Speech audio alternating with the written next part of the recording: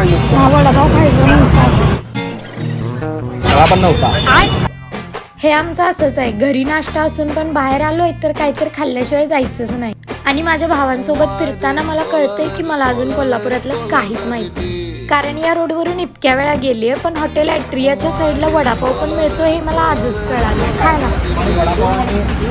चहा घेणार तू? नाही. एक चहा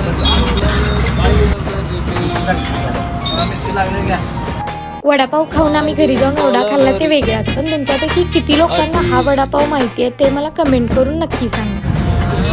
लाल भाजी आहे. मस्त एकदम.